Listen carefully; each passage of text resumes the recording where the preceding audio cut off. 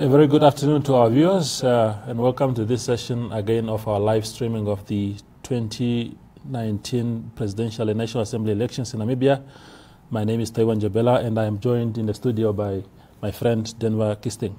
Very good afternoon to you, Toiva. I'm wondering how many times over the last 2 days you have had to say this is a broadcast of the 2019 National Assembly and Presidential elections. Someone said earlier today, and it's been said before, what a time to be alive in Namibia. But I'm saying, what a time to be alive in Namibia as a journalist. Yes. We are seeing exciting developments. We are seeing democracy at work. Yes. We just hope these people who are facilitating these processes so that the democracy remains alive also comply with the constitutional requirements for that democracy to be upheld, because it can easily go a different direction. Definitely. I think that is a very important point to say, that the democratic choices of the people must be protected. That seems to be the case. So far we don't have the facts, all the facts, but we see a sense, or we get a sense that indeed there are measures in place to sort of protect really that voice of the majority and the minority. So welcome back from the regions. Thank you. Yeah, you did one hell of a job there, but maybe before we go to the latest election results, maybe give us a sense of just, you were in Hardap region, you were in Mariental and Rehoboth and surrounding areas, just the sense, the hype, the atmosphere in the south. Yes, so I said it to Renelle and Frank yesterday, and it's important to repeat this. That's how important it is. Yeah. Years ago, I was covering a criminal matter in the Windhoek High Court. Yeah. And then this lady was testifying in mitigation of sentence on behalf of her husband. Yeah. And she spoke about the impact that this matter had on her well-being. Yeah. And she said, my high blood pressure is very high. Yeah. So as far as the South is concerned, how does this relate to the 2019 National Assembly and presidential elections? The heat in Hardap is very, very, very, very hot. But I admire the generosity, the hospitality, the incredible commitment that those people were showing. Yes. Just after 6 at a polling station in an informal area in Mariental, I'm up Laagte, a number of elderly people were already standing in the queue. And they were also eager to share why they're there. Yes. They had a clear understanding of what this was about. Yes. What I also saw, and what we've been seeing consistently is that how peaceful these processes have been conducted. We heard earlier during the week that the NDF was on standby because there were alleged threats against the state. Yes. Whether that was in fact premised on fake news or real actual events, we don't know for sure. Yeah. But we also need to understand that it's important when these noises are made that the NDF, in terms of its constitutional mandate, that they are present and that they share the message that we won't take any disorder from our citizens. Yes. But Namibians are incredibly peaceful. And what has also been said, quite a few Namibians are quite apathetic. Yes. And maybe our peaceful nature is aided by how apathetic we are. Yes. The challenges that we heard about elsewhere in the country pertaining to the controversial electronic voting machines were not experienced in the Hardap region, particularly Mariental and Rehoboth. And what I also found interesting on various platforms that I'm on with journalists, the challenges experienced by a lack of transparency from presiding officers at polls, from returning officers, from polling agents. None of that was evident in the Hardap region. In fact, every single time I was welcomed into the polling station, I could document the affairs. In Rehoboth last night at the One Up Community Hall, the presiding officer in fact had a book in which he documented visits by the media. And I also find that as an element of how alive democracy is. Very, very important. Yes. So the South, and Hardap in particular, has a history.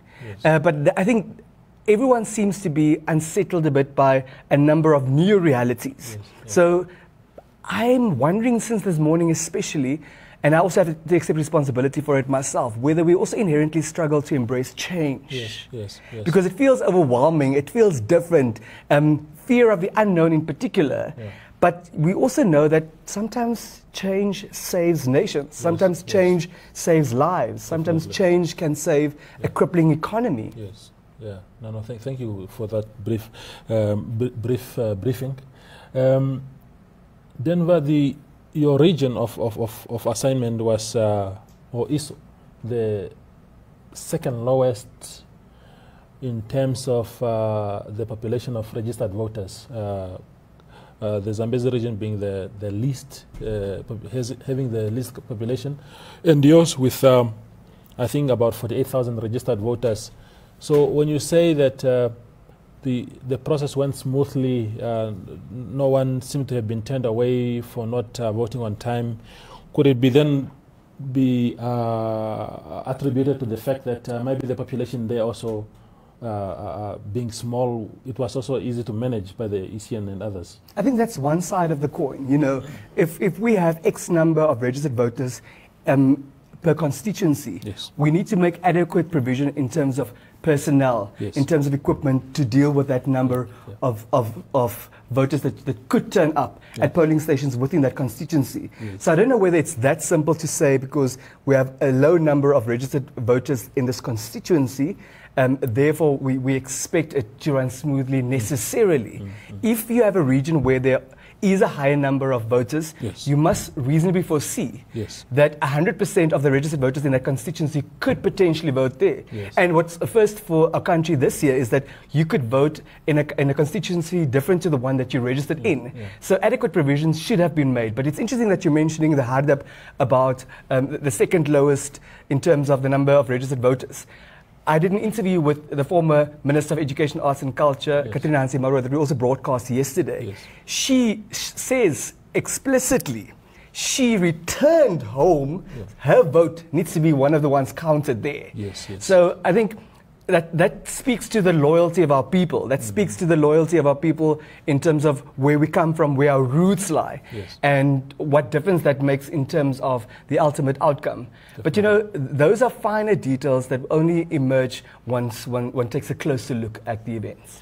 Thank you, Denver, for that brilliant piece of information. I think let's just, people are curious now to say, where do we stand? You know, the counting is continuing the whole day. So we will go to the presidential election results so far. So what has come through since the last time we were here is that 15, is it 15? Yes? No, 19 constituencies have been counted so far, leaving 102 still uncounted, and therefore, but out of those 19, here is the results that we have so far. Very well. So we have President Hage Geingob. He was in the driving seat by, at one stage today, the head of state was at 43%, 53%. The incumbent. The incumbent. Yes. Now he is at 42%. And Itula, his closest rival, is at 41%. That's very, very, very close. That's very, very close. It's less than 1%, or it's just 1% separating the two of them. And partially perhaps because the counting started in areas that we thought traditionally would have supported the incumbent. So it made sense back then that he was in the driving seat, but we see now voting going up north where we expect Itula to have a bit of more support, and maybe this is why we are seeing now this gap narrowing by the minute. Yes, Tovo. A few days ago, someone said that it's very clear that this is a two-horse race.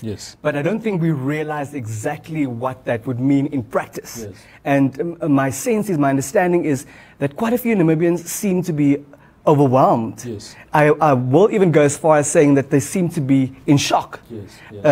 But, you know, we also have to bear in mind, although one can, you know, make some expectations and predictions pertaining to what's left, the 102 constituencies, that it's relatively early days, although the day progresses very fast. Earlier we heard that Theo Miyoro, the Chief Electoral Officer of the Electoral Commission of Namibia, should by 2 o'clock give us an indication when the chairperson would announce the final results. Okay. Just before we went on air, I did try to call Miyoro and the chairperson of the ECN, but they were not available at the time to tell us, you know, is this true? Yes. And has that call been made, and when can we hear? Because I think also the longer we take, ultimately we create a bigger platform for misinformation, for disinformation, and for fake news. Exactly. I think that is very important, and this is what we are trying to do at NMH also, to say already people must be kept in the know, so that, you know, you don't have to wait and then hear things, or, you know, 2 hours ago it was like this, but now 3 hours is like this. So when you do it minute by minute, people ought to follow more closely. But absolutely, I was going to say, Namibia Media Holdings has been championing real-time dissemination of these election results, and it's such a wonderful accomplishment. It's such a great milestone, and it's such an honor to be part of this exciting time, this exciting project, and these exciting platforms that Namibia Media Holdings has for all our viewers and all our Facebook Live platforms. Agreed, my friend Denver. So now let's quickly go to the National Assembly election results. We see now that SWAPO is leading by really just 52%, 53% if you like, of the vote. The opposition combined very, very strong, because they are just 47% behind. Traditionally, again, we know that the SWAPO strongholds, some of them have not been counted yet. That's correct. But SWAPO, the SWAPO that we know historically, would have been in a very, very strong lead by now. No, absolutely. But so I want to ask you a very unfair question, if I may. Yeah. You know, bearing the context in mind that there are 102 constituencies left whose results we still need to officially have, the collated results especially. Yes. Do you think the odds are very strong that we will have a rerun as far as the presidential elections are concerned? And that would be an absolute first for the land of the totally brave. Yeah, again, like you're saying, Denver is early to call. It's an early one to call. But the neck-to-neck results that are coming out now, the trend that is, and this is not surprising. This is what we've seen already in the special voting 2 weeks ago. So it's a continuation of a trend that we've seen already, and if it continues like this, because now people, the two leading candidates at 40-something%, both of them, because there are two fronts that people are fighting here. You have a front, you are fighting the battle of to be in front of everybody, and to be in front but with an absolute majority as provided for in the Electoral Act. So even if you have 49% and your closest rival has only 20%, there still have to be a rerun. So no, absolutely, the Constitution is clear that it needs to be at least 51%. And you know, should that happen, and these two contenders are the only men left standing, it would then be interesting what would happen to the opposition vote. You know, those opposition members who, of course, the expectation would have been that they voted for their parties yesterday, what they would then do. And I can also imagine that there are quite a few nervous people in this country at the moment. Yes. Okay, that was Denver, my colleague, just filling us in on what his thinking is on what has been going on so far in the 2019 general election in Namibia. Now, on the floor is our colleague Jo Marie, who is just going to give us what is the latest from the field. Yes, we have got some clips and some pics from the field. The first one is a video by Kenya Kamboya. It shows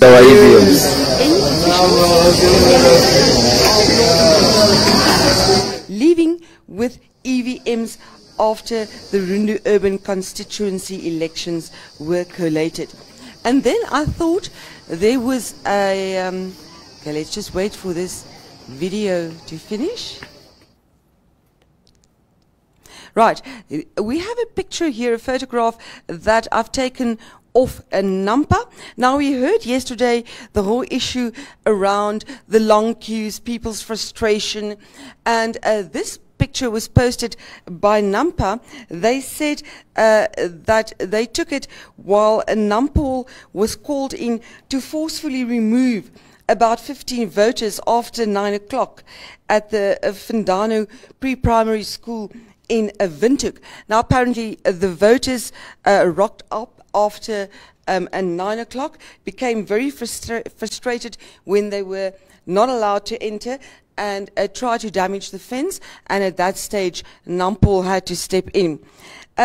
With footage from the regions from our team being a little bit slim now, either they're all at the centres or they are returning to Windhoek, I thought we'd take a look at Namibia in the international spotlight with the elections.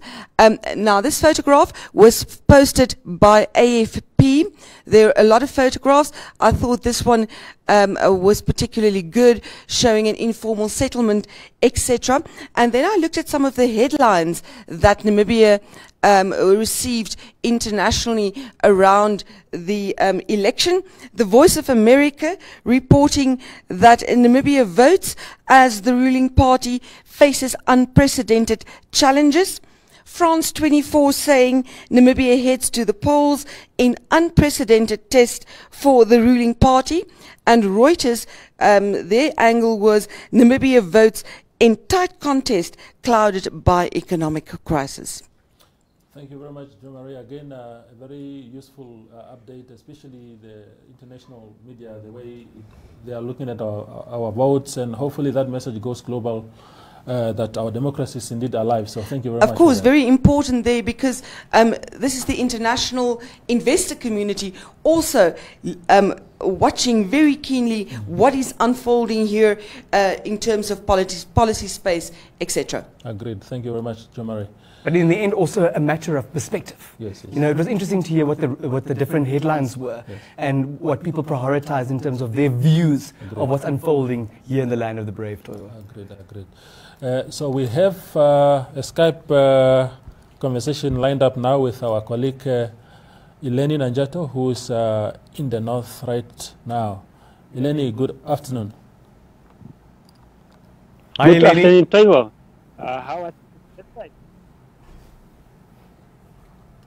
Okay. Taiwo, we at the moment I managed to get.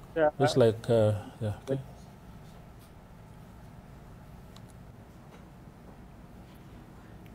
Eleni, can you hear us? Yes, I can. I managed to like get yes, the result. but I don't hear the yes, but it looks like it. In any case, technology is such a beautiful medium. Yeah. It must just cooperate. Yeah, it must do that. We created technology, so it must. It shouldn't become our bosses. Yes. Yeah, you know, we should remain in charge of it. Indeed. Taiwo, But while we sort out the technology, let's just take a quick break, and then we'll try and reconnect with Eleni. Yeah. Be right back.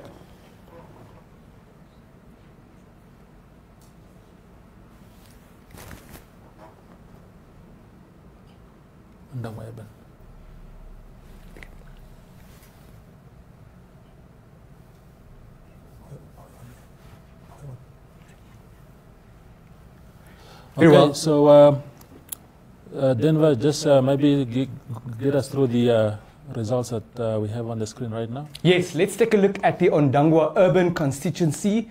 The registered number of voters, 17,780.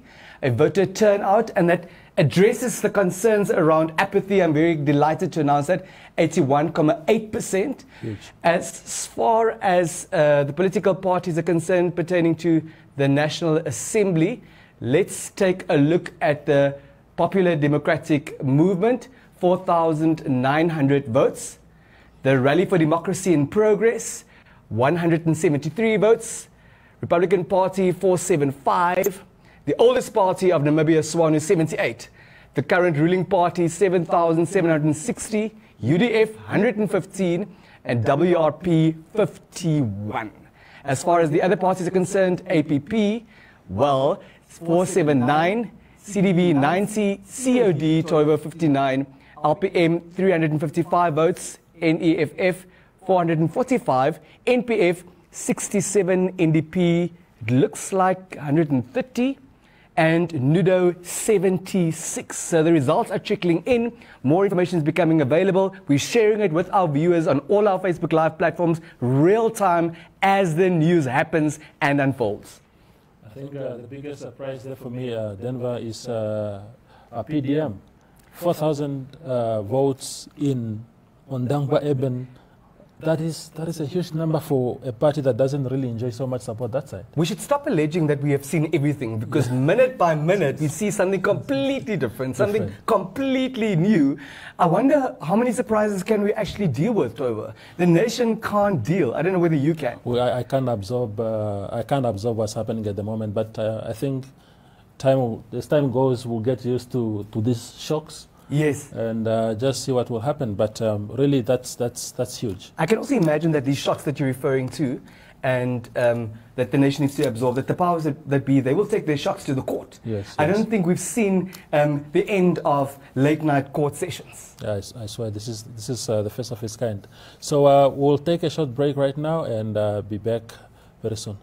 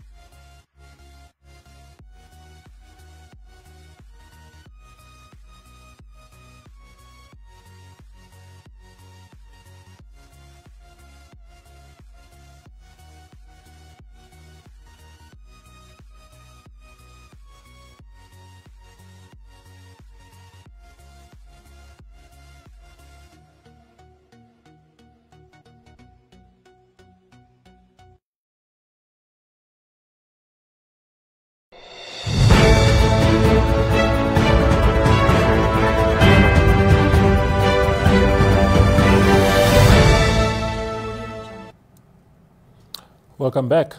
So we are still discussing the 2019 general election in Namibia. We saw now, Denver, the statistics that we were just showing during the short a few minutes ago. Again, there is no clear indication that first and foremost that SWAPO is going to retain the glory that they have enjoyed for so many years. That glory is called a two-third majority. Yes, and we are told now that 20% of the results are in. So, of course, 80% that is remaining is still a huge number. But if there's no clear, if SWAPO is not clearly ahead of the pack with 20% of the vote in, what does this tell you? I think a number of prayers have been answered. There are, in fact, a couple of other people rejoicing this time around. In as much that as that was a constitutional majority, they were duly elected and got the power that they got because that's what the electorate decided at the time. Yes. It does appear that there may have been a change of heart, a change of mind, and that's very good. That's very, very positive. Lots have been said over so many years about Namibian opposition political parties. How there's no unity in that sphere, and why can't they form more coalitions? Why can't they become stronger? But the point is, what we're seeing this time around, a number of firsts. Yes. And if we do manage to break the glory, as you refer to it, yes, we can see to it that nothing gets bulldozed through by the lawmakers. Nothing that isn't beneficial for the electorate who are waiting for promises that have been made to them is not coming through. And that there's greater accountability, because if I don't have the upper hand, I need to listen to you a bit more. I need to listen to reason, and I need to listen to advice. Yes. And it can't be a one-man show. So what I do see is how alive and well and kicking our democracy is. And for a long time, I couldn't understand what people say that we're still a developing and unfolding and an emerging democracy. Yes. But I think we are. I now understand it. And on the brink of 3 decades, things are moving in a direction that we didn't reasonably foresee. Yes. Of 20% of the votes being counted thus far, we see that if we compare the exact same constituencies of which the results are available to that of the previous election 5 years ago, the ruling party has lost 30% of their vote in those exact constituencies. Yes. That is indeed significant, Yes. So because we are responsible journalists, we give out and we share the context throughout.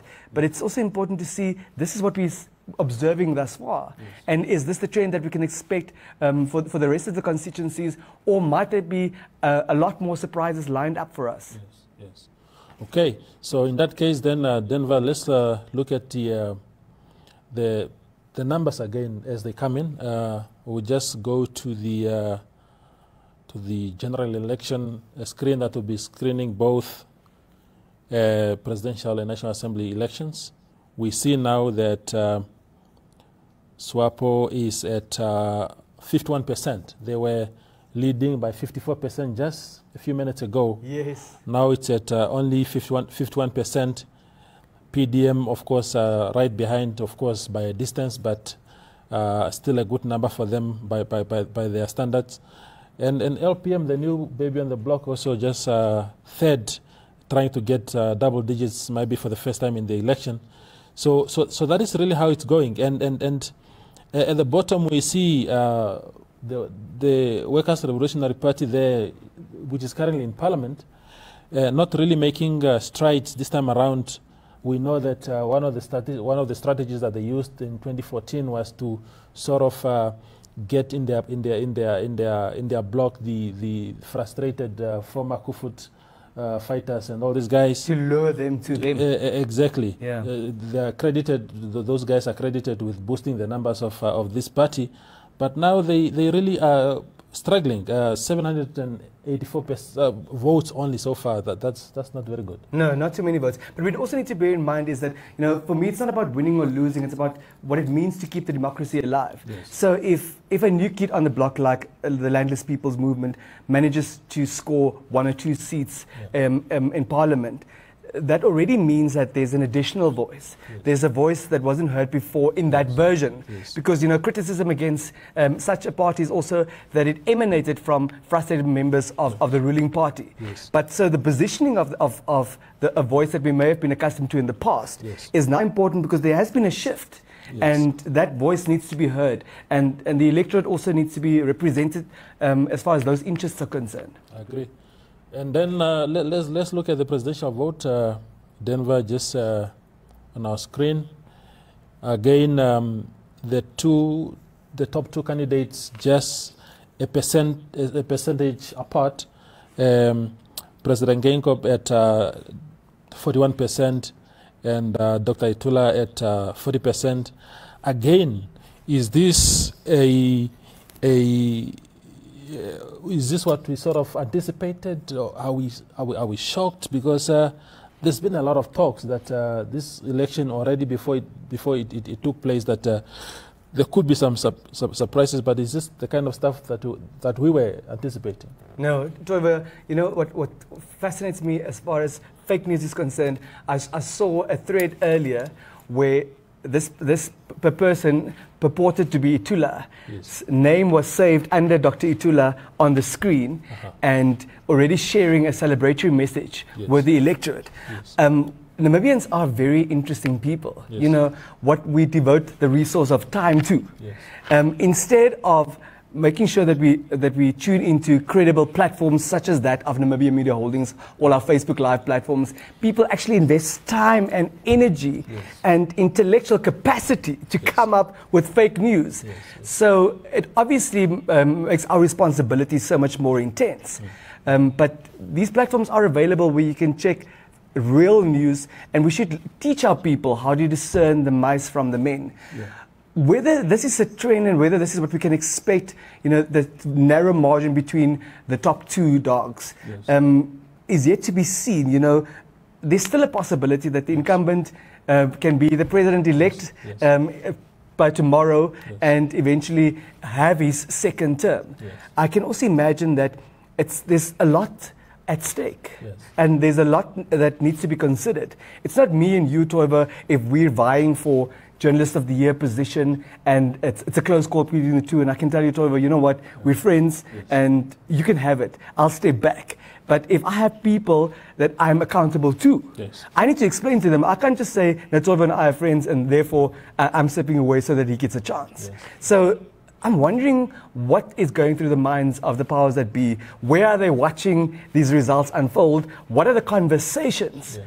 And these are not silly conversations, because these are conversations that will shape the future of this country. Yes. I also thought while I was on the road the past 2 days a lot about the questioning of the timing of the revelations surrounding Fishrot. And yes. I found that a fascinating perspective. Yes, yes. Because why is that relevant when alleged corruption is uncovered? Yes. It's something to celebrate yes. that rot is uncovered. Exactly. And whether or not that had an impact, I think it's not going to be easy to tell, to say it's a result of these revelations at this time that this was impacted. Yes. I was interested to see on 2 of our dailies today, one of the suspects seemed to have gone to cast his vote yeah. and then returning to the holding cells. So that also shows that whether you are in custody or not, we're not going to take your democratic rights and responsibilities away from you. Yes, that's very, very important. And for me, Denver, again, it's a watershed moment in the history of our country, our relatively young democracy. Older democracies have been in the game for so long. For us, 30 years sounds like a long time, but in a global context, it's not. So it's something that has never happened before, where you have a close call in either the National Assembly or presidential election. And what we pray for, really, is that the country continue to embrace whatever, just like we've been embracing the results over the past 30 years, that this one, no matter what way it goes, that we continue that spirit of saying, look, it's our country, it's a democratic voice, we embrace it. It doesn't matter who wins. No, absolutely, Yes. and you're touching on the heart of the matter. And President Hage Geingob is on record, the incumbent, that voting out democratically I will go and rest. Yes. So I think those are the sentiments that need to be honored. Yes. But I also reread the relevant constitutional articles over the last 2 days. Yes. And I also understand on a deeper level why our constitution is being hailed as this amazing supreme law of the land. Yes. I think the crafters of the supreme law of the land were really visionary. Yes. It's phenomenal what the options are that they provided Yes. when the document was crafted. Yeah. But now those very options, and the incumbent was one of the authors of our constitution. Yes. Those are being put to the test in practical terms. Yes. So it's a beautiful opportunity, if we embrace it, Yes. to live out the ideals of our constitution. I agree. So just before we take a break, Denver, I thought it would have been very, very nice. I think President Geingob was exemplary yesterday to say, look, we have to accept the outcome. I don't think when he was speaking like that, he was being arrogant that he knew he was going to win. He could still win.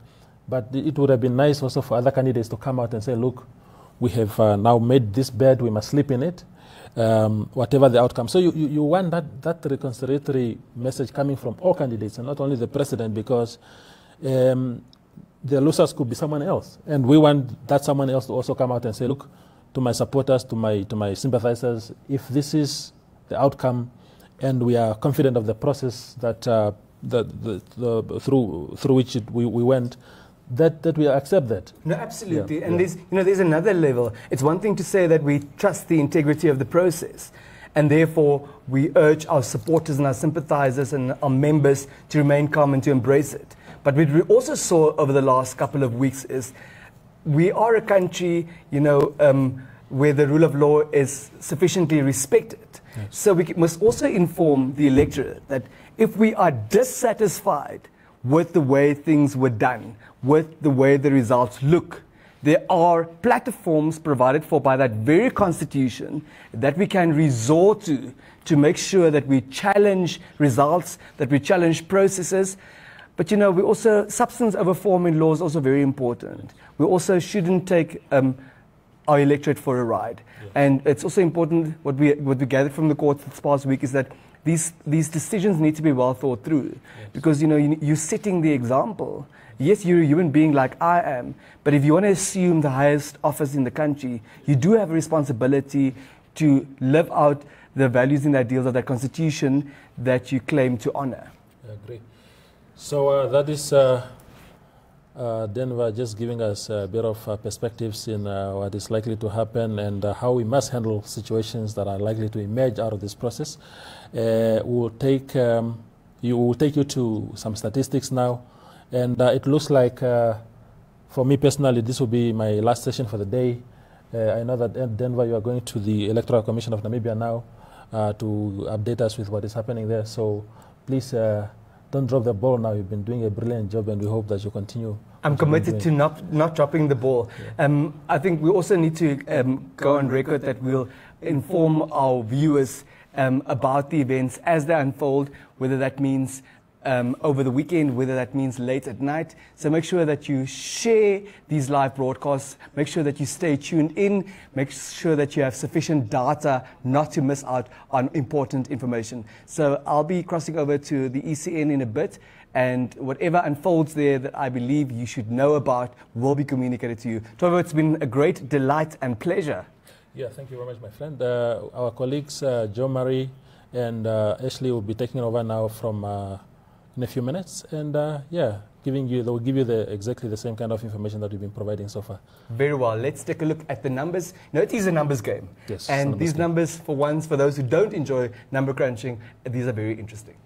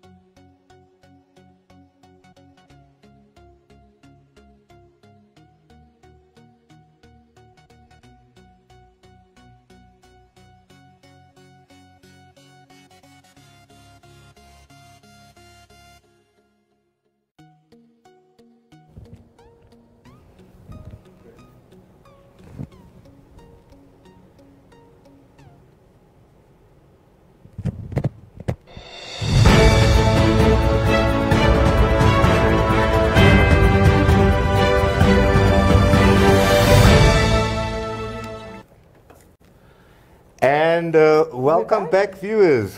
How are you doing, Jo-Marie? Interesting to be on this side of the happenings. I've been doing the clips the whole morning. So yes, it's interesting to be in the hot seat. I've been doing some social media updates. Exactly. And you have been looking at what has been happening with the results, speaking to some people. Now we know that our viewers have been watching the results and listening to our previous presenters, but you've seen things from a slightly different angle this morning already. Ashley, what's your take on what has been happening? Well, as the previous team in the studios here mentioned, just before they went into the break, it's early days yet. 20% of the vote apparently counted on both sides of the National Assembly election and then the presidential election. But obviously, as journalists and also as analysts, which I'm not necessarily, but we also look for trends. So my impressions this morning is that there are a few clear trends that have emerged in the election so far. And some of the major ones? Some of the major ones is obviously the two-horse race, which is an obvious one, between the incumbent Dr. Hage Geingob, the current president of Namibia, and then of course the dashing dentist, Mr. Panduleni Tula, who are running neck and neck at the moment, 40%, 40%. Yes, 40, yeah. 40, both around 40%. Both around 40%. Around 1% difference between the two of them at this stage. But more important for me, Jo-Marie, is actually what happened or what has happened so far from the results we've received in terms of the National Assembly election. Yes, and the emergence of the opposition vote there. I think if you just a kind of neutral spectator, you would be quite, I wouldn't say happy, but you'd be quite satisfied with what's happening. Essentially because there seems to be a strengthening and a maturing of the Namibian democracy. Yes, very much so. And interesting for me too is the fact that you don't have just one strong opposition voice, but that you have quite a few, about 2 or 3, depending where you're looking at the results, that are consistently, being heard out there. But as you said, it's early days, and the one thing I've learned in elections in Namibia is that it ain't over until it's over. So yes, very interesting trends, very interesting figures, but do remember it's early days. Shall we take a look at what we have so far? Do we have the updated stats yet? I think we can maybe recap, for example, the... Okay. Maybe I can just share that with you. We can share the tab. We can recap the National Assembly election results so far with 171,846 votes counted. And here you can see Jo-Marie, SWAPO is currently in the lead with 91,000 votes. That's 53.4%. The PDM, I don't think many people predicted this, even yesterday or the days before the election. They're sitting on 39,256 votes. That's 22.84% of the vote counted so far. But interestingly enough, the PDM, if my memory serves me correctly, only got 42,000 votes in the 2014 election. Wow. So they're actually sitting on almost the amount of votes they received for the total of the election last time for the National Assembly. Well, that it should be something to be quite, they must be very happy with that. And then, of course, also interesting for the viewers, I think, just to recap, the Landless People's Movement of Mr. Bernardus Swartboy, also a former SWAPO member, did very, very well in the south of the country. We expected that. We expected that. but also at the coast. So I saw. Also at the coast. So the LPM are sitting on 14,596 votes, which is about 8%. 8.5% of the vote. Yeah, not too shabby. Not bad at the moment, not too shabby. And then of course, also interesting from our updates I did on social media this morning that I also want to discuss with you, the coastal vote. The coastal vote, very interesting indeed, although we did expect a strong performance from the presidential, the independent presidential candidate there. What was interesting for me, Jo Marie, was in fact that, yes, once again, you're right. Two-horse race, Hagi Geingob, Panduleni Itula, neck and neck. Itula maybe streaking ahead in some of the polling stations. But the consolidated results that I've seen from the constituencies that I posted before I came on air shows that the PDM actually received a large portion of the National Assembly votes as well at the coast. Very, very interesting indeed. And yeah, that I think the PDM, they alerted us to the fact that they expected to do well. It came as a welcome surprise that these figures are coming in the way they are. But can we also now just maybe move away a little bit? I wanted to just discuss with you just so far. If I remember sitting in the studio while Toivu and Denver were here, they were banding around figures about where the votes, where the areas where the votes are counted so far. SWAPO's dropped by about 30%. What is your view on that? Look, I think there are various factors at play here, and one will have to wait for the final figures to get the total context of what has happened here. I do think that they lost, or that the figures are dropping, partly because it could be an indication of the fact that some of the votes have moved from SWAPO to the other opposition parties. But I do think that one will also have to have a look at the voter turnout. And the voter turnout, of course, once again being influenced by two factors: the issue at the polling stations, the long queues, the delays, did everybody get to vote, and then also your stay away vote, your apathy, to which extent that came through. So I'm very keen to see the final figures so that one can start analyzing to which extent the current ruling party lost support. Look, what we were probably all expecting to an extent was a closer race for State House. Yes, we did. What we didn't anticipate largely was where possibly Itula's voters would take their votes in the National Assembly. Exactly. Although there, as you obviously know, there were signs on social media where kind of SWAPO's 2/3 majority was mentioned consistently, and maybe under the guise of that 2/3 majority giving SWAPO the power to push through laws and legislation which was maybe not, perceptively into the benefit of the majority of Namibians. We've also seen over the years that detractors of SWAPO have kind of said that they became a bit arrogant in the way they've conducted themselves, in Parliament and so forth.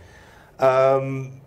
So that was actually very surprising for me this morning to see that the opposition actually gained where Itula is strong. Yes. They also gained support. Yes.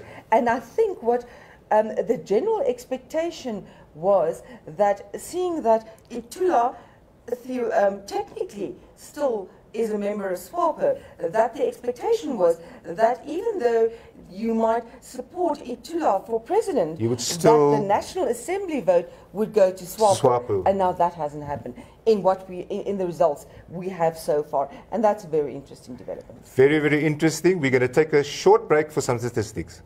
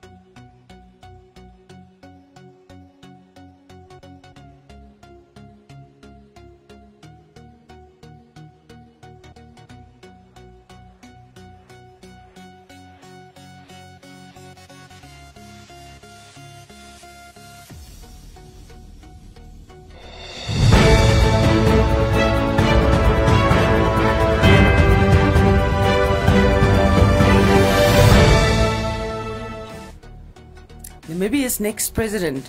Let's look at the figures, Ashley. With 28 of the 121 constituencies counted. Remember that? Of course, of course. Remember that?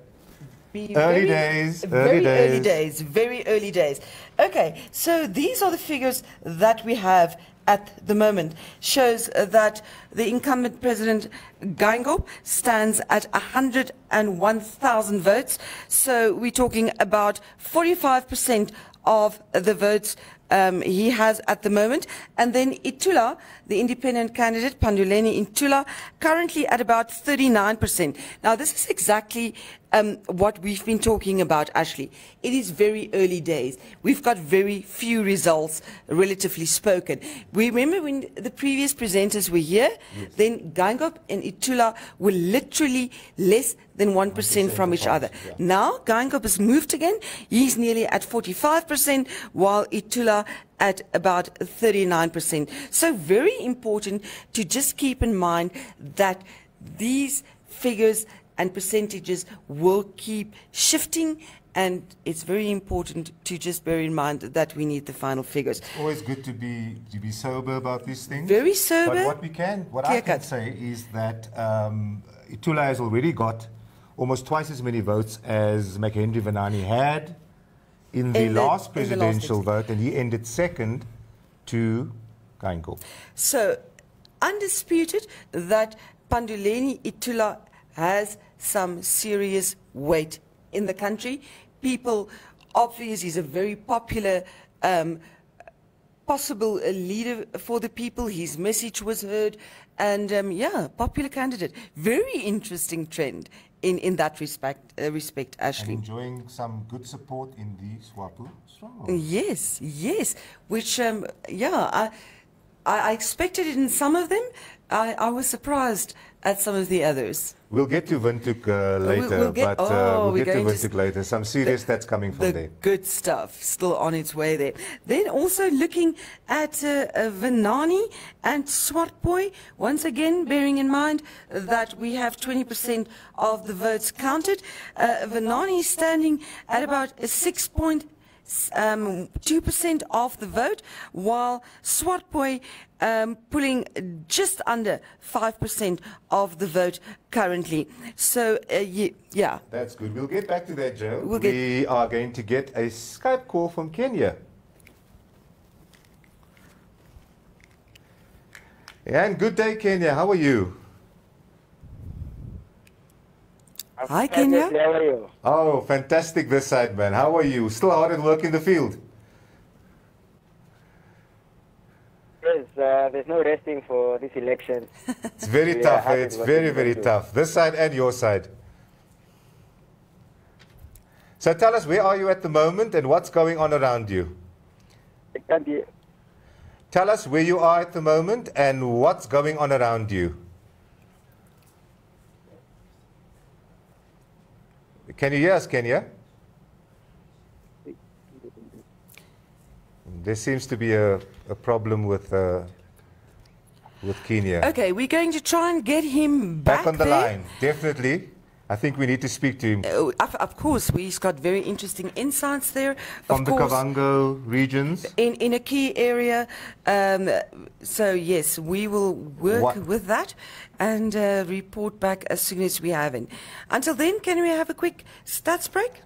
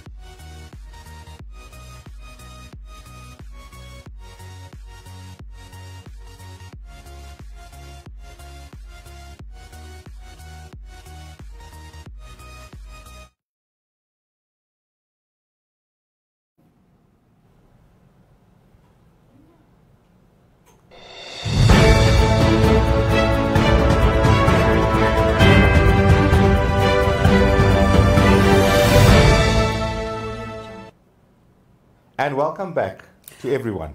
Indeed, and we've been away for a while because we've got a brand new interactive map that we'd like to show you, and it's all about the presidential race. It's actually quite fantastic. It I'm is. not You very tech savvy, but I'm going Neither to am take my I. chances. Neither am I. But you can play with it endlessly. We can first go to the Karas region, where we can see.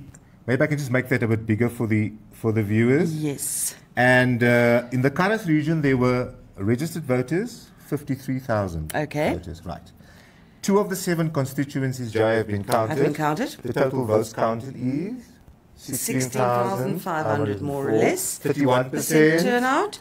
And right now in the Karas region, President Hage Geingob is on 35% of the vote. of the vote. Interestingly, the LPM's Mr. Bernard Swartboy is on 28% 28. of the vote at the moment. 28% of the vote. And then Itula coming in at 25%, 25%. which not many people would have predicted at the beginning of the election that Dr. Itula would do well in the Karas region. Exactly. But yes, more surprises to come, I suppose, in the rest of the day and tomorrow. That's heading our way, trying to get this a little bit smaller and taking it up, which I'm not. Just be patient. Just be patient. As we go along. We will get there. Of course, the interesting thing that one has to bear in mind, I think, Ashley, in the Karas region, is that you do have strongholds, traditional Swapo strongholds, in terms of Oraniemund, Luderitz, There we go. and that might explain the fact that Geingob is ahead at the moment, bearing in mind that we've only counted 3 out of the 8 constituencies, and that would also explain, or might also explain, why Itula is doing fairly good at this stage, because you have the mines and the fishing industries down there, and they have traditional strongholds in Swapo. That's absolutely true. That That's might be absolutely a true. possible explanation. Right. Anyway, we've had the hardtop slide up Okay. for a little bit, so that the viewers could also just start eating that information and Exactly. consuming it. 3 out of the 8 constituencies reported. Reported so far a voter turnout also of about 31%, and let's see, we have Geingob at 42% and Itula at 15%. Vunani also So doing quite quite well, well. 18.7%. Very, very good. And then Swartboy also pulling 18%. So you've got Geingob first, Vunani second, Swartboy third, Itula fourth. At Very, this. very nice spread between It's a lovely spread. And And, you could make a sandwich or two with that. Yeah, you could make a lekker burger, man. Yeah, interesting. And let's move on to, boom, the Khomas region. The Khomas region, that is going to be a very, very interesting and important area to watch. So Let's try again. get the stats up there. There we go. Remember, we've counted 30% of the votes. Massive voter number lying here.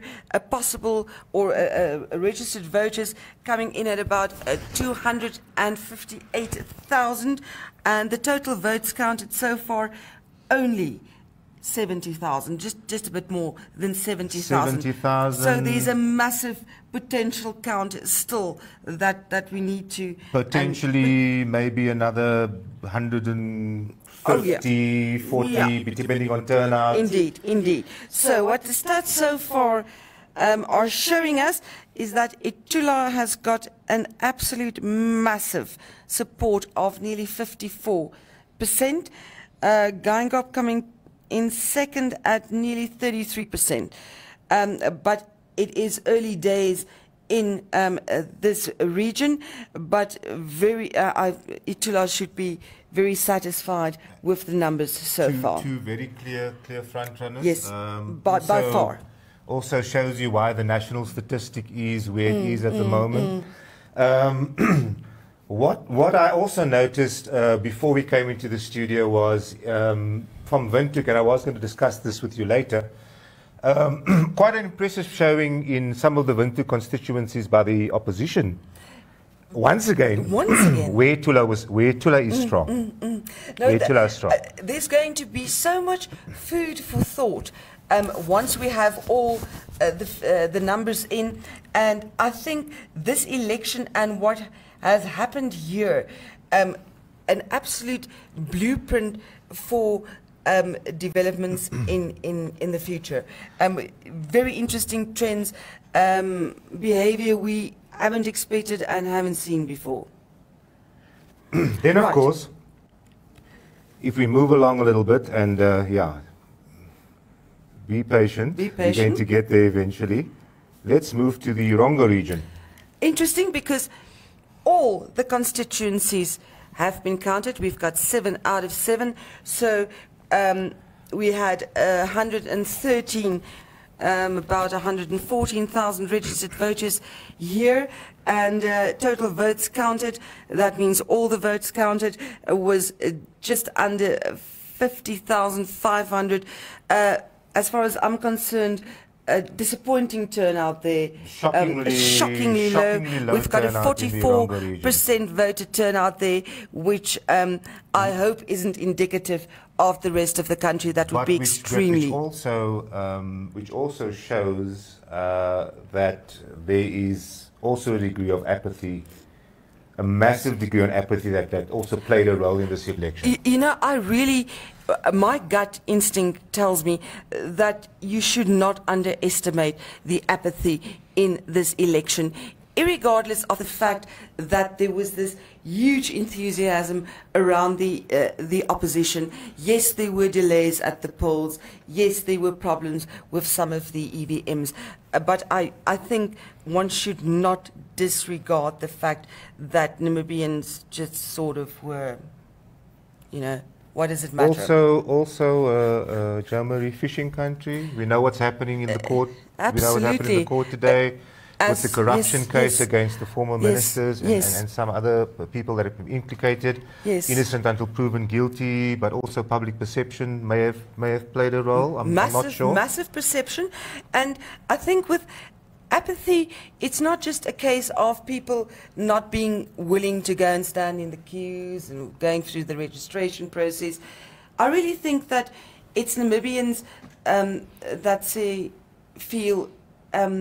We have no confidence in any of the players in the system. None of the above. None of the above. None of the above. And unfortunately, your EVMs don't allow for that none of the above vote. Never mind. Coming back to the Erongo region, looking at the stats here, it is Itula country. He pulled a 44% of the vote in the presidential election here. Remember, all the constituencies are in. So clear winner. Clear winner. Dr. Bandoleni Tula has won the Erongo region.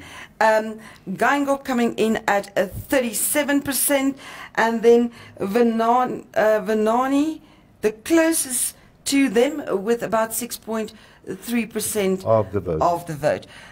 We do know that Itula was campaigning very aggressively in that area. We've all seen the videos on social media, an absolute exuberant Itula running around in the streets, etc. So we did expect it, but it is massive support.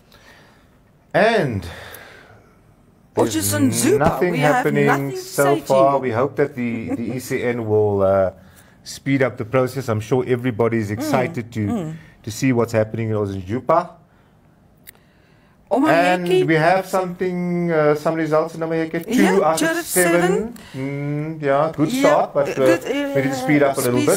Speed it up. We've got about 44,500 registered voters there. We've counted less than 9,000 of these votes so far, 19.6% turnout there. And if we look at the stats, we have a massive support so far. For Geingob, he's pulling 57% of the votes, with Itula coming in second place with a mere 15.5%.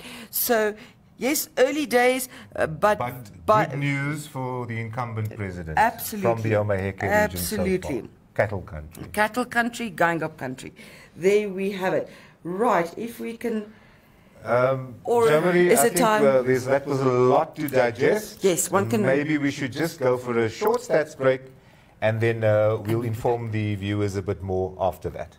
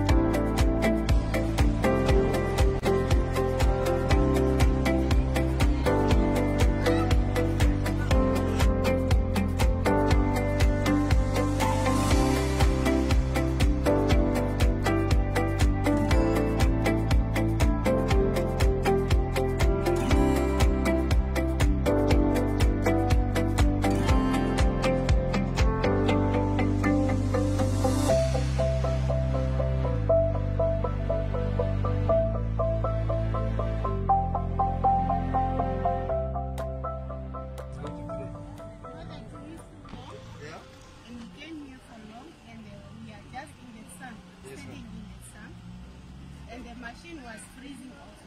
We don't know what's happened. Yeah. Yeah. And you can see even the lane, how is it? Yes. The people are just standing here. With the babies and everything. Yeah, somehow we are pregnant. Yes.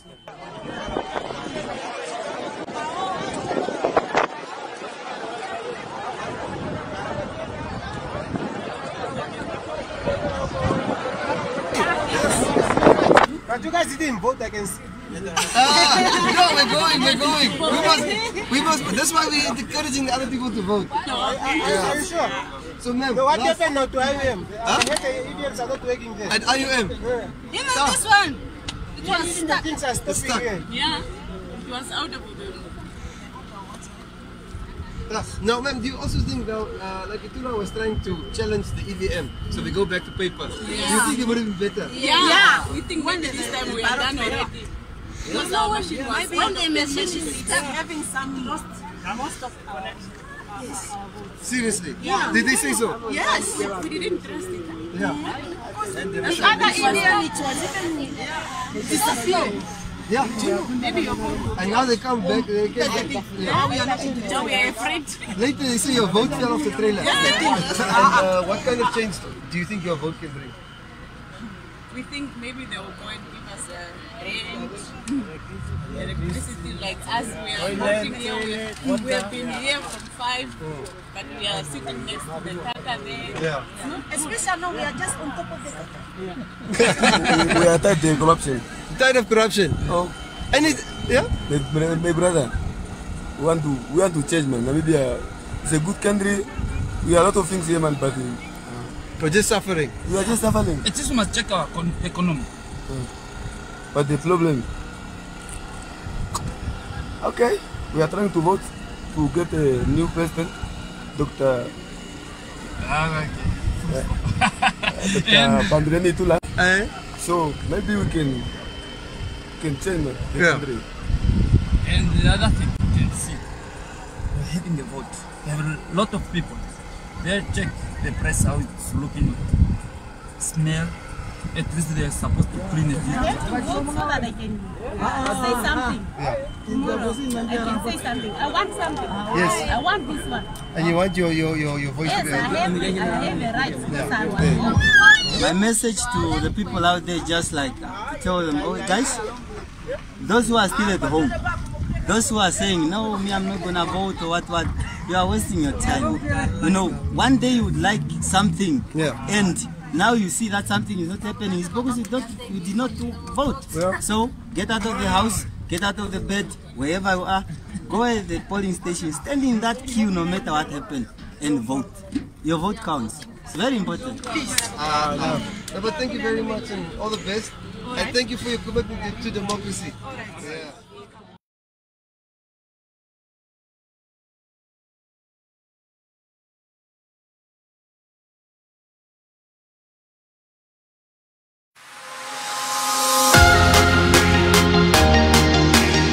Hi guys, my name is Nesta Shanje Gametu Salema. You see, I want to urge my fellow young people that you see what we are about to do now is something that happens only after 5 years. So whatever decision that we decide to do now, it should be in favor of the generation that is to come. So as hot as it is, you know, the sun is burning, I understand, but this is the one sacrifice that comes after every 5 years. Now we, for the past years, youth has been regarded as people that don't vote. But if you look at the statistics this year, it's very important to vote because it's my right. Yes, ma'am. Yes. And what's your message to the people who will come a bit later? I just want to tell them that they must come and vote, that they are right to vote. Good, good. In Jesus' name, amen. Amen, amen. Thank you very much, ma'am. Hallelujah. Good luck today. Same to you. Thank you very much. Amen. Amen.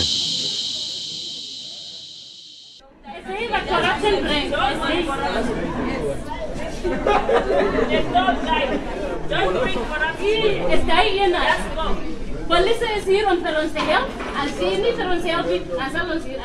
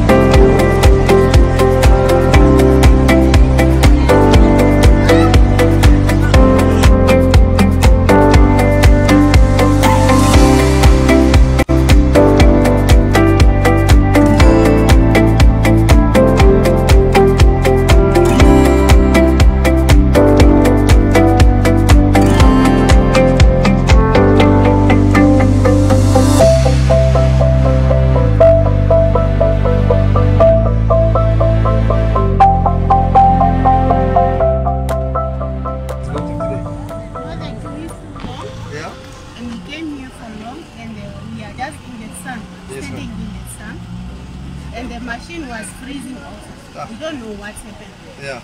Yeah. And you can see even the lane, how is it? Yes. The people are just standing in the sun. With the babies and everything. Yeah, somehow we are afraid.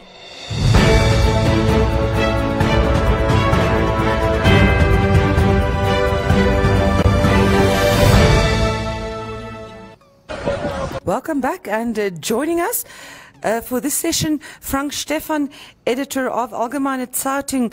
Thanks, Frank. I know this is really crunch time for you guys, so I appreciate your time. Thanks very much for having me. Yes, it's obviously right. All of us are now aiming to get our weekend papers out, but be it as it may, I think we've got some interesting news for you in any event.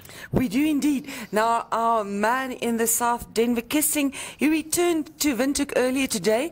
He's already done one of the sessions this afternoon, and he is now at the head office of the Electoral Commission of Namibia, or the ECN, and he has sent us this video clip. Very good afternoon. I have just arrived at the head office of the Electoral Commission of Namibia, and as you can see, the sensitive and non-sensitive voting material has been offloaded and is being brought to the head office. So it'll be booked in and checked in as we expect the final announcement of the results. I'll also report from within the ECN head office to bring all our viewers on our NMH Facebook Live platforms up to speed with how this process is unfolding, how far we are, what we can expect when. Still quite a strong police presence also on the scene, as can be expected, where the materials are being closely guarded. We are ready and strong to receive the announcement of the final results. Yes, and we will be joining Denver at the ECN shortly, where he will bring us up to date live with what is happening there. Frank, you've had an entire day putting together a story for Allgemeine Zeitung tomorrow, so you must have a fairly good overall idea of what we know by now. What is your take on the situation? Well, it's exciting times, is it not? Very. I think our president at this stage must have noticed that a couple of people don't seem to agree with him as they would have in 2014. Yes. But be it as it may, I think what strikes me most is that out there, again, I just came in and told you there are a number of people who go crazy on their electronic sites again, speculating about what went wrong and what didn't go wrong. I mean, the fact that this is such a close race should show you that it's actually a very open election. And yes, we've got our mistakes, and that's all in there. And I'm sure there might be a 2 or 3% which aren't correct at the end of the day, much like stats are so often. But I think it's again important for our viewers and readers to understand that the system is a bit complicated, and it's the old thing. It's not the EVMs that are at fault here. Yes. And like Carola Engelbrecht said the other day, whether it's the EVMs or the paper ballots, that is not the issue. It's all about the control over whatever we do. And so that's where the ECN comes in, and they need to get their act in order. I mean, after so many elections, it's time to have learned from the previous cases. So what apparently is the biggest hiccup, and that's why I had to laugh when I looked at the video from Denver. What's the important part is that it seems that the EVMs are downloaded onto ballot machines, and if we didn't have enough EVMs, the worst part is we don't seem to have enough ballot machines that can combine all the info from this. So much of the time that's being wasted at the moment is traveling time. Literally the vehicle taking these ballot machines from one town to the other. And so my next question would much rather be, who's actually in control of that actually? Because yes, is that machine remaining under scrutiny all the time? Are there enough observers making sure that this thing actually goes to the next town and simply new ones are added on? How do they make sure that the previous total plus the new total gives the new the next total, which is agreeable, which can be calculated by this little calculator or formula, whatever? So I'm much more worried about that, and I can't see that happening within the same day, because there's simply too much land to cover in our case. Massive. So for people to start speculating whether it was right or wrong, then they should have made the effort of making sure that they've got somebody who observes those machines 24/7 throughout the country. To now go from the outside and speculate whether this is right or wrong, I think it's a bit far-fetched. Yeah, and you know, the thing is, this is also a recurring thing that we experience every election, is that as soon as it comes to crunch time and the votes are being counted, then there is a lot of noise about fairness and all of that. And one would hope that if you are unhappy about the process, then you have a couple of years to get your house in order and to sort of demand that there's adequate oversight and that there's enough observers. So to every single election sort of come after the fact and make all kinds of allegations, yeah, I do have a little bit of a problem with that. I was much interested in what Carola Engelbrecht had to say the other day, because she's obviously one of the observers who are more committed, and she made that argument time and again when we were speaking to the observers from the SADC region, where she says the surprising thing is when it comes to checking these things, she often finds she's man alone. Yes. And the only other person in the room would be maybe a SWAPO representative or somebody from that specific region. But you would actually have hoped that each party, especially those ones who know that they've got a big chance of moving something, then they need to make sure that they've got a person accompanying the EVM. They need somebody who's finally designated towards going along with those collation machines and you know, moving the process along and really checking that these things add up. If they don't do that, like she said, there's apparently political parties are allowed to finally, after the election, get a little disc and have all the information on it. True. Most of the opposition parties didn't even make an effort of collecting it. Exactly. So I just take this with a pinch of salt. A pinch of salt. And I agree with you in terms of the figures, like you've referred to just now. We're not seeing landslide figures. So the opposition coming through nice and strong, sustained performance from them. So, yeah, it seems like the process is fair and above board. I would just like us to take a quick break now, and we'll be back.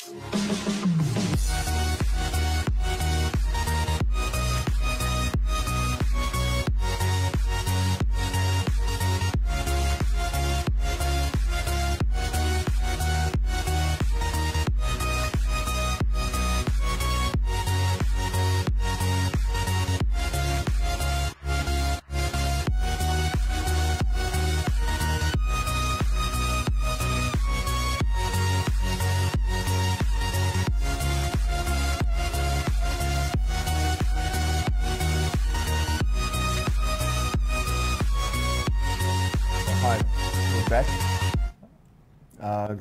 We're back, it seems now, and we've got another video clip for you guys. It's from the Electoral Commissioner, Gerson Chienuna. He's just given Denver Kisting an indication of what pressure is going on and what pressure they're working under at the ECN. I just bumped into one of the election commissioners in the corridors of the ECN. Good afternoon, sir. Good afternoon. How would you describe the past 2 days in the land of the brave from the perspective of a commissioner at the ECN? Well, these have been very busy 2 days, very hectic. We have been operating under a lot of pressure, but I am glad to report to the nation that everything is under control. The results have been coming in a bit slowly, but I believe that we should be able to give the final results sooner than later. Do we have an indication of when we can expect the final results? Unfortunately, I'm not in a position to tell you that. Very well. So you're saying you're coping under the circumstances? We are. And what would be the key challenges that the ECN has had to deal with over the past 2 days? Well, I think we were mainly dealing with the problem of fake news, because there were reports that some EVMs were broken, which was not true. It's obvious that when you have to know that EVMs are charged with batteries, and obviously sometimes when the battery is low, there are likely to be some challenges. But it's not that they were broken. There were some cases where I think a certain lady, when she was an elderly lady, she was voting and she bumped into the EVM and the machine fell down and got disconnected and so on. And what happened to the votes that have been cast on that EVM prior to this incident? There is no way that the votes can be lost because they are recorded, they are there. Very well. Okay. Any final remarks from your side, sir?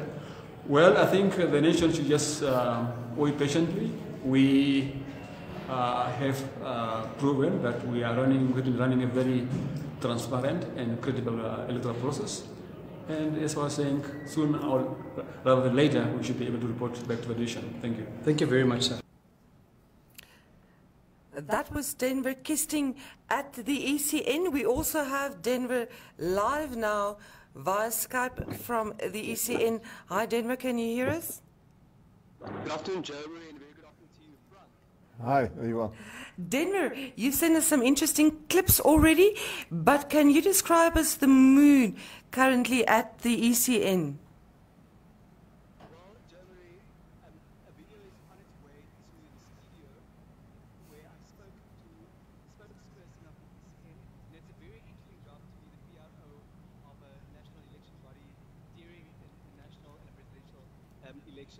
We actually showed it already. Is the waiting process. So the votes and the numbers are slowly trickling in. So all that we can do is to wait. The undertaking to have the results available within 48 hours stands. So we are hoping that the results will reach the ECN head office on time so that we can deal with that. Denver, the ECN, is it a hive of activity? I wouldn't say that. You know, I was fortunate, I want to claim to say, to be on time, just as some of the sensitive and non-sensitive materials arrived at the ECN head office. And yes, we saw that. Second struggle to force myself into the gate and ask whether I could please document that important occasion. And then I was in the lift the next moment and bumped into one of the commissioners. You also saw the video earlier. So I wouldn't say there's much happening at the moment. It's quiet, the police are here, but nothing too adventurous. I just sneaked onto a balcony here at the ECN head office. You wouldn't be able to see much. I was trying to see what is significant that you can see in the background, but I think the fact that you can't see much is a reflection of the reality on the ground here at the ECN head office in Windhoek North in the capital. But would you agree, something that struck me yesterday when the ECN's Commissioner Muyoro was talking, and something we heard now again, is that apparently everything has been made off as being fake news the moment that we speak of broken EVMs. And apparently journalists are too happy to climb on the bandwagon. But I think there seems to be a bit of a